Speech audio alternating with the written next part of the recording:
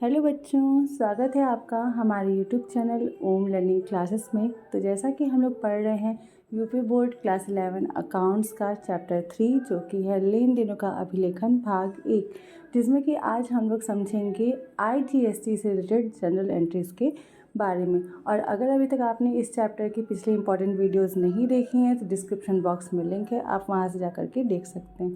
तो चलिए बिना देर किए हुए जल्दी से वीडियो को शुरू करते हैं।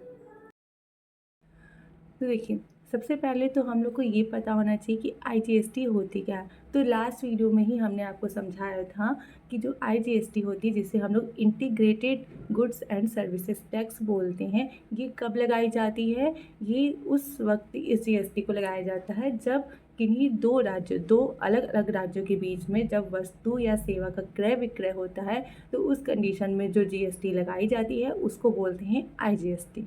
ठीक है, तो आपको ये ध्यान रखना होगा कि आईजीएसटी कब लगती है? जब दो अलग अलग राज्यों के बीच में किसी भी वस्तु या सेवा का लेन देन हो रहा है। तो अब बात आती है इसकी जर्नल एंट्रीज़ की।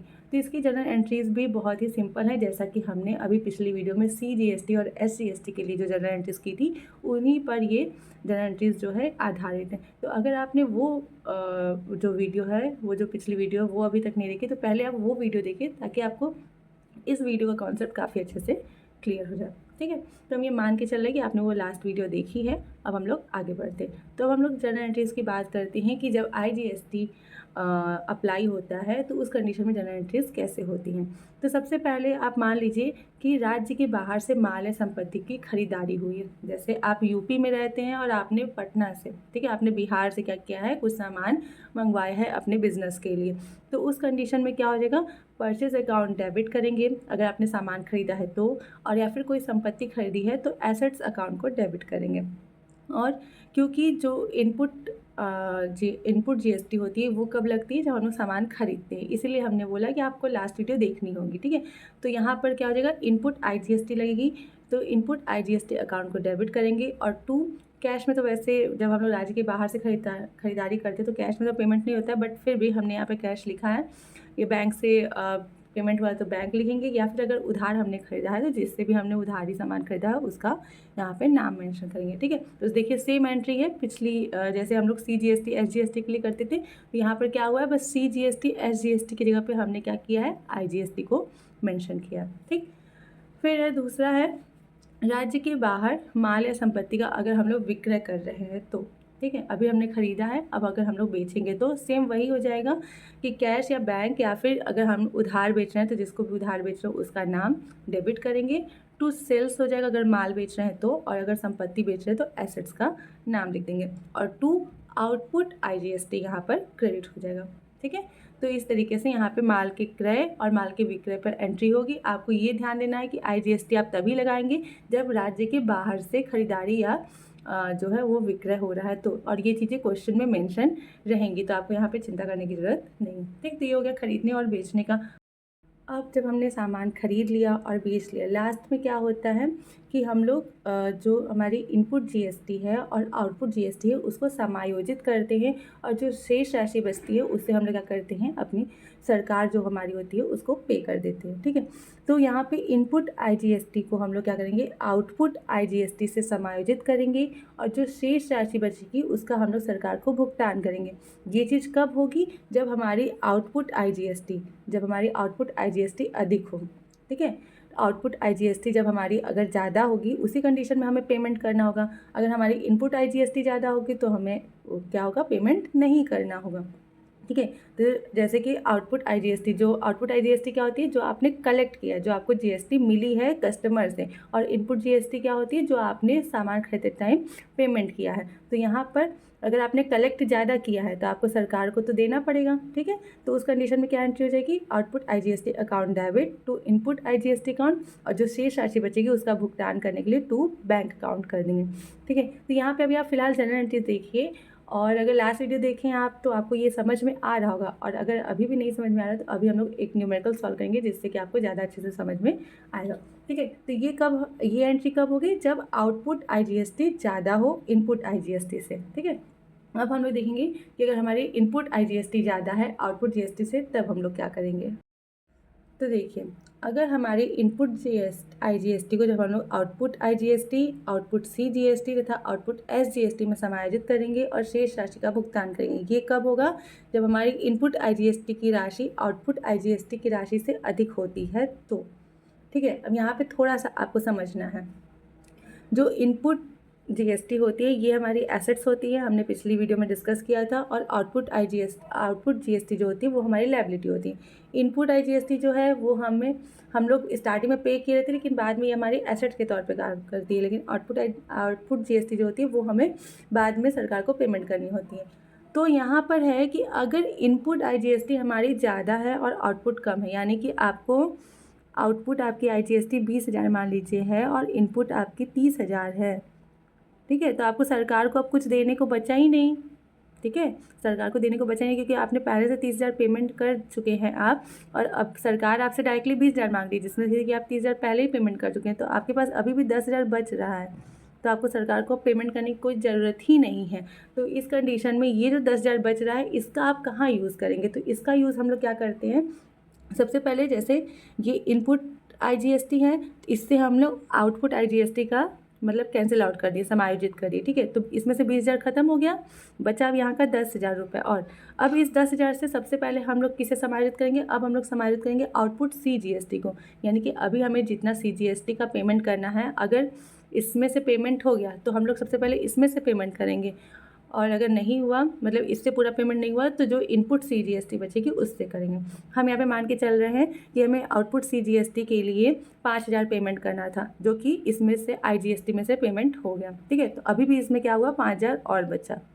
अब ये 5,000 जो और बचा, तो अब 5,000 अगर CGST का पेमेंट करना है तो जाहिर सी बात है 5,000 ही हमें SGST का पेमेंट करना है, तो वो 5,000 भी हमने IGST से पेमेंट कर दिया। यानी कि इन तीनों output IGST, output CGST, output SGST का पेमेंट किससे हुआ? इनपुट IGST से। ये तीनों जो है वो कैंसिल आउट हो गए, अब हमें पेमेंट करने के लिए कुछ बचा नहीं है। और अगर थोड़ा बहुत जो राशि पेमेंट करने के लिए बची है तो उसको हम लोग पेमेंट कर देंगे सरकार को, उसके लिए हम लोग यहाँ पे 2 बैंक अकाउंट करके दिखा देंगे। सिंपल सा आपको यहाँ पे ये ध्यान रखना है कि अगर इनपुट IGST की राशि अधिक है आउटपुट IGST से, तो सबसे पहले तो इसको समायोजित करेंगे, उसके बाद भी कुछ राशि बच रही है तो उससे आउटपुट CGST को समायोजित करेंगे, और उसके बाद भी कोई राशि बच रही है तो लास्ट में आउटपुट SGST को जमा करेंगे। और अगर नहीं बच रही है तो कोई बात नहीं, लेकिन अगर बच रही है तो उस कंडीशन में ये 3 जो है वो क्रम है समायोजित करने के। ठीक, और या फिर इसके अलावा क्या एंट्री हो सकती है? इसके अलावा ये एंट्री हो सकती है, output IGST account debit, output CGST account debit, output SGST account debit to input IGST account, to input CGST account, to input SGST account, to bank account. देखिए यहाँ पे क्या था, यहाँ पे हमने आपको ये दिखाया कि ये तीनों ही जो है वो आपके इनपुट IGST से समायोजित हो गए हैं, और लास्ट में जो थोड़ा बहुत पैसा बचा वो आपने सरकार को जमा कर दिया है। यहाँ पे क्या है, यहाँ पे है कि ये तीनों जो है वो अपने अपने से जो है वो समायोजित हो रहे हैं, या फिर थोड़ा बहुत जो राशि है वो IGST से समायोजित हो जा रही है। फिलहाल इसको अच्छे समझने के लिए हम लोग पहले एक न्यूमेरिकल सॉल्व कर लेते हैं, तब आपको ये ज़्यादा अच्छे से समझ में आएगा। अब देखिए, जैसे यहाँ पे है निम्नलिखित व्यवहारों की जनरल प्रविष्टियाँ कीजिए। IGST की रेट 18% है, CGST 9% और SGST 9% है। ठीक है, अब बोला 2024 में3 अप्रैल को क्या हुआ कि राज्य के बाहर से 1,80,000 का माल खरीदा गया। हमने आपको बोला था कि क्वेश्चन में मेंशन रहेगा, तो यहाँ पे राज्य के बाहर से खरीदा गया, तो यहाँ पर क्या लगेगा? IGST लगेगा। एंट्री क्या होगी राज्य से बाहर से माल खरीदने की?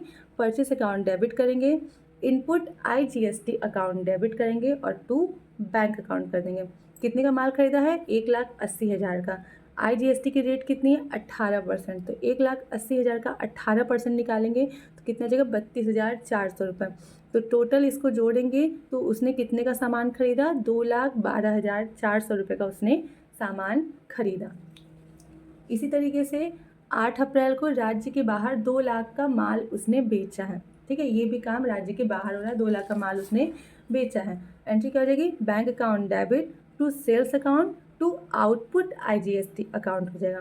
ठीक है, to output IGST account. 2 lakh का उसने माल बेचा है, 2 लाख का 18% कितना हो गया? IGST लगेगा 36,000 रुपये। तो उसने टोटल कितने का माल बेचा? 2,36,000 का उसने माल बेचा है। फिर है 15 तारीख को स्थानीय बाजार में 70,000 का माल बेचा। देखिए यहाँ पे लिखा है स्थानीय बाजार में, यानी कि जिस क्षेत्र में उनका व्यापार है उसी क्षेत्र में उन्होंने 70,000 का माल बेचा। तो ये राज्य के अंदर ही माल की खरीदारी और विक्रय हुआ, मेनली कि मतलब कि 70,000 का माल जो है वो राज्य के अंदर ही बेचा गया है। तो यहाँ पर CGST और SGST लगेगी, ठीक है। तो ये चीज़ आपको ध्यान में रखते हुए अपनी जर्नल एंट्री करनी है। ये चीज़ ध्यान देना है कि वहाँ पर क्या लिखा है, राज्य के बाहर लिखा है या फिर राज्य के अंदर ही लेन देन हो रहा है। तो यहाँ पर राज्य के अंदर माल बेचा गया है, तो यहाँ पर CGST और SGST हम लोग लगाएंगे। तो इसकी एंट्री देख लेते हैं। तो देखिए 15 तारीख को क्या एंट्री होगी, कैश अकाउंट डेबिट, क्योंकि राज्य के अंदर है तो कैश का यूज़ हो सकता है। तो कैश अकाउंट डेबिट करेंगे, टू सेल्स अकाउंट हो जाएगा। और अब यहाँ पे टू आउटपुट CGST अकाउंट और to output SGST account use होंगे, ठीक है। तो कितने का माल बेचा था, 70,000 का माल बेचा था। अब यहाँ पे CGST SGST की रेट कितनी है, 9%। तो 70,000 का 9%, 6,300 CGST और 6,300 SGST। टोटल माल उसने कितने का बेचा, ये तीनों को ऐड करेंगे तो उसने 82,600 का माल उसने बेचा है, ठीक है। तो ये ज़रूरी नहीं है कि राज्य के बाहर अगर कोई लेन देन कर रहा है तो राज्य के बाहर ही सिर्फ करेगा या फिर राज्य के अंदर लेन देन होता है तो राज्य के अंदर ही करेगा। कोई भी व्यापारी है वो दोनों ही काम कर सकता है, मतलब राज्य के बाहर भी लेन देन कर सकता है और राज्य के अंदर भी कर सकता है, ठीक है। तो ये चीज़ आप ध्यान रखिएगा। उसके बाद है 17 तारीख को स्थानीय बाजार से कार्यालय हेतु 42,000 की टीवी ली है उसने, ठीक है। यानी कि अपने ही क्षेत्र में उसने टीवी खरीदा है ऑफिस के लिए। तो कितने का, 42,000 का। सेम हो जाएगा वही एंट्री, बस यहाँ पे हो जाएगा टीवी अकाउंट डेबिट कर देंगे। अब क्योंकि खरीदारी हो रही है तो खरीदते टाइम इनपुट GST लगता है, तो यहाँ पे इनपुट CGST अकाउंट डेबिट करेंगे, इनपुट SGST अकाउंट डेबिट करेंगे और टू कैश अकाउंट देगा। 42,000 की टीवी थी, इस पर भी 9% 3,780 का CGST और 9% 3,780 का SGST लगाएंगे। तो टोटल टीवी का वैल्यू कितना हो गया, 49,560 रुपये की उसने टीवी खरीदी। फिर है 22 तारीख को 20,000 का माल व्यक्तिगत उपयोग के लिए निकाला है उसने, ठीक है। यानी खुद के यूज़ के लिए 20,000 का माल उसने निकाला है। तो जब भी हम लोग व्यक्तिगत प्रयोग के लिए माल निकालते हैं तो सिंपल सी एंट्री क्या होती है, ड्राइंग अकाउंट डेबिट होता है, टू परचेस अकाउंट होता है, ठीक है। ये एंट्री होती है कब, जब हम लोग अपने पर्सनल यूज़ के लिए सामान निकालते हैं। तो अब यहाँ पर बस एक चीज़ एक्स्ट्रा क्या है, यहाँ पर टू इनपुट IGST लग गया है। अब यहाँ पर थोड़ा सा आपको समझना है। सबसे पहले तो इनपुट IGST क्यों लगा है, तो IGST इसलिए क्योंकि उसने यहाँ पर सिर्फ एक ही बार माल खरीदा है, मतलब कि उस यहाँ पे लिख रहा है कि उसने 20,000 का माल निकाला है। तो ये माल उसने कहाँ से निकाला, जो उसने खरीदा है उसी में से। और यहाँ पे सिर्फ और सिर्फ उसने एक ही बार माल खरीदा है, वो भी राज्य के बाहर से। तो जब उसने राज्य के बाहर से वो माल खरीदा है तो IGST उसने पे किया है। तो जब वो माल निकाल रहा है तो भी हम लोग IGST को ही लेके चलेंगे, ठीक है। तो यहाँ पर हम लोग IGST को इसलिए लिए हैं क्योंकि हम लोग ये मान के चल रहे हैं कि उसने जो राज्य के बाहर से माल खरीदा था उसमें से ही उसने माल जो है वो अपने पर्सनल यूज़ के लिए निकाला है। अब दूसरी चीज़ कि यहाँ पे IGST क्रेडिट क्यों हो रहा है, क्योंकि जब उसने माल खरीदा तो उसने IGST का पेमेंट किया होगा और उस टाइम वो जो IGST उसकी एसेट्स बन गई, ठीक है। उस टाइम उसने जो IGST पे की है तो उस टाइम वो IGST उसकी एसेट्स बन गई थी। अब क्योंकि वो वही माल वो अपने पर्सनल यूज़ में ले रहा है तो एक तरीके से माल जो है वो व्यापार में से ख़त्म हो रहा है, व्यापार में से कम हो रहा है। तो अब वो जो एसेट्स उसकी बनी थी IGST जितना उसने पेमेंट किया था वो कैंसिल भी तो होगी, क्योंकि अब वो उसका अपने पास ही पर्सनल यूज़ कर रहा है तो वो एसेट्स उसकी क्या होगी, कम होगी। एसेट्स कम कैसे होती है, क्योंकि एसेट्स हमेशा डेबिट होती है, अगर उसे कम करना है तो क्या करना होता है, क्रेडिट करना होता है। तो इसलिए हम यहाँ पे इनपुट IGST को क्रेडिट करेंगे। अब जितना उसने माल लिया है उतने पे ही IGST हम लोग दिखाएंगे, ठीक है। तो 20,000 का लिया है तो 20,000 का 18% 3600 की IGST जो है उसकी वो कैंसिल होगी।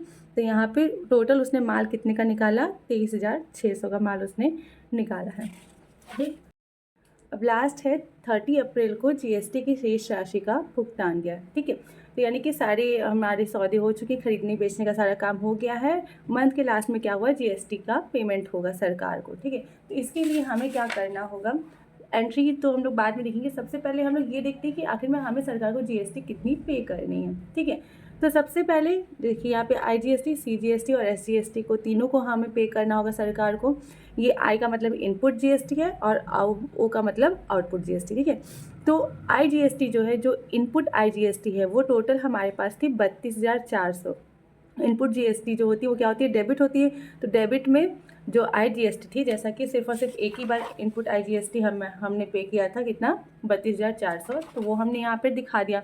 अब यहाँ पे -3,600 क्यों किए हैं, कि जो हमने यहाँ पर क्रेडिट किया था। तो जब भी इनपुट IGST क्रेडिट होगी यानी कि वो हमारा कैंसिल हो रहा है, यानी कि माइनस होगा, ठीक है। तो इस वजह से हमने यहाँ पे इनपुट IGST को माइनस किया। तो अब हमारे पास टोटल IGST इनपुट कितनी है, 28,800 है, और आउटपुट कितनी है, आउटपुट भी हमारा एक ही बार हमें मिला था, कितना 36,000 रुपये, ठीक है। तो आउटपुट हमारी 36,000 रुपये IGST की हमारे पास है। उसी तरीके से CGST में हमारा जो आउटपुट है वो हमारे पास 6,300 है, और 6,300 हमारा जो है वो SGST भी आउटपुट है। और इनपुट की बात करें तो इनपुट CGST हमारी 3,780 है, और SGST भी 3,780 है, ठीक है। तो हमने यहाँ पर ये चीज़ें देख ली कि हमारे पास कितना इनपुट है और कितना आउटपुट है। अब देखिए यहाँ पे आप देख सकते हैं कि जो हमारी इनपुट IGST है वो आउटपुट IGST से कम है, ठीक है। यानी कि 36,000 से 28,800 तो कैंसिल आउट हो जाएगा, जो बचेगा वो हमें पेमेंट करना होगा सरकार को।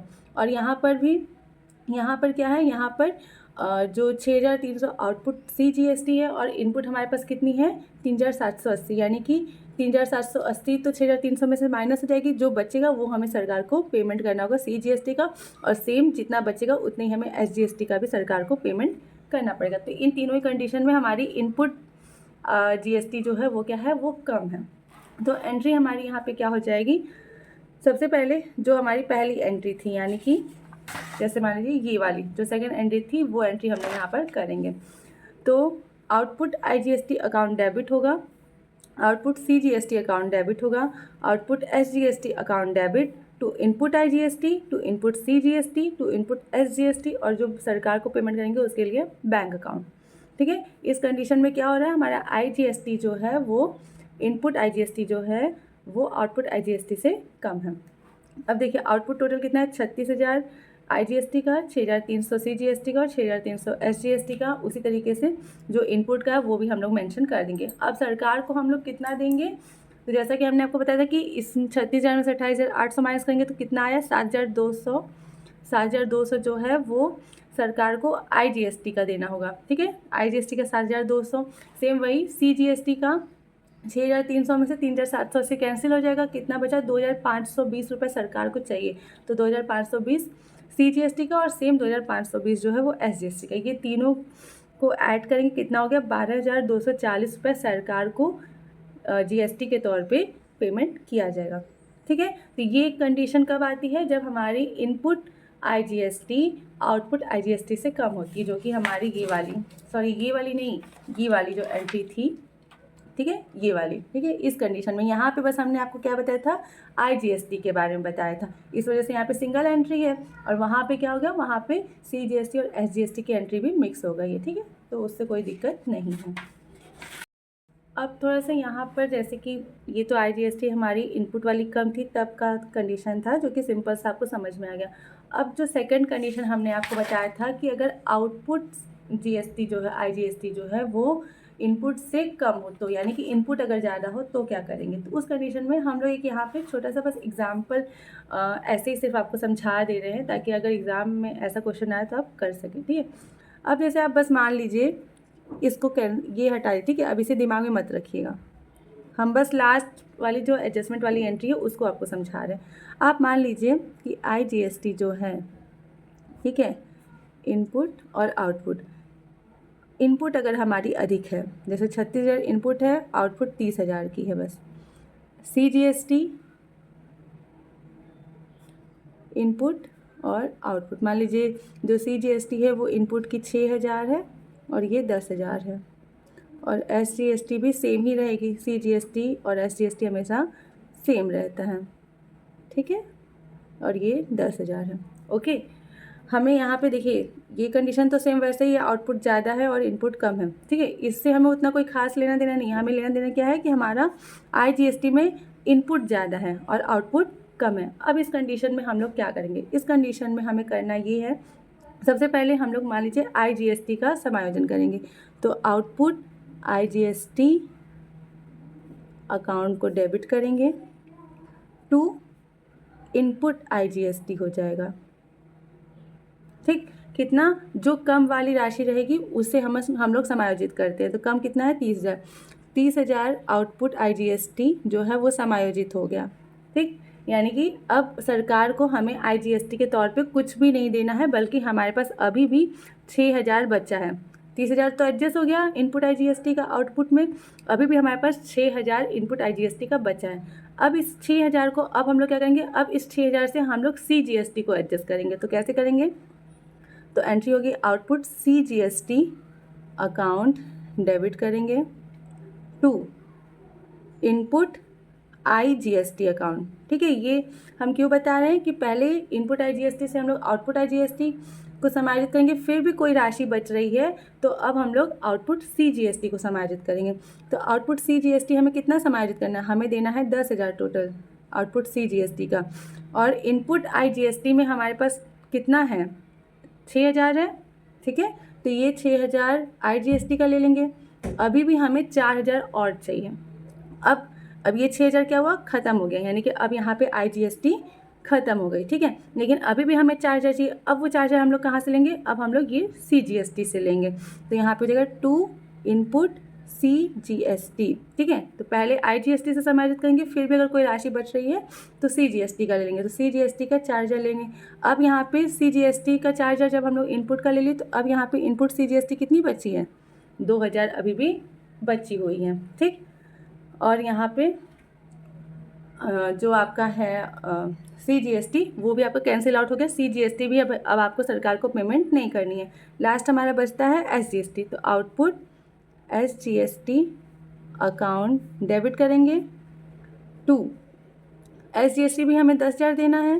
ठीक, अब CGST का हमारे पास पहले से 2,000 रुपये बाकी हैं। ठीक है, CGST का अब हमारे पास पहले से 2,000 रुपये बाकी है, तो हो जाएगा टू इनपुट CGST। अब पहले CGST का यूज़ यहाँ पे करेंगे, यानी कि पहले से हमारे पास जो बचा पहले हम लोग उसका यूज़ करेंगे। तो यहाँ पे भी टू इनपुट CGST का यूज़ करेंगे। तो CGST का हमारे पास 2,000 बाकी है, अभी भी हमें 8,000 चाहिए, जबकि हमारे पास इनपुट SGST 6,000 है। तो हम लोग अब इनपुट SGST का यूज़ करेंगे, कितना, 6,000। अब हमारे पास कहीं पे भी इनपुट GST कोई बची नहीं है, ये भी ख़त्म हो गया, ये भी ख़त्म हो गया, ये भी ख़त्म हो गया, और हमारा टोटल हो गया यहाँ पे 8,000, जबकि हमें SGST का पे करना है 10,000, मतलब समायोजित करना है 10,000। तो 8,000 तो समायोजित हो गया, बचा 2,000। 2,000 हमारे पास नहीं है, तो 2,000 हम लोग पे कर देंगे सरकार को अपने पास से टू बैंक अकाउंट। कितना, 2,000 रुपये हम लोग सरकार को पे कर देंगे।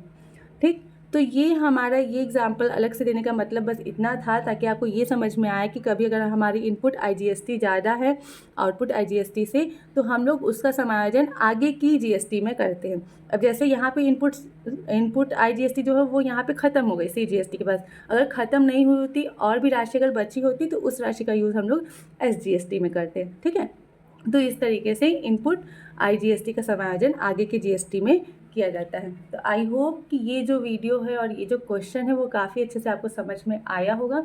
अगर फिर भी कोई भी डाउट है तो आप प्लीज़ हमसे कमेंट बॉक्स में पूछ सकते हैं, हम आपको वहाँ पर वो डाउट क्लियर कर देंगे। तो फिलहाल इस वीडियो में GST के लिए इतना ही, और GST का टॉपिक यहीं पे हमारा समाप्त होता है। नेक्स्ट वीडियो में मिलते हैं अपने नेक्स्ट जो जनरल एंट्रीज़ हैं उनके साथ, तब तक के लिए थैंक यू।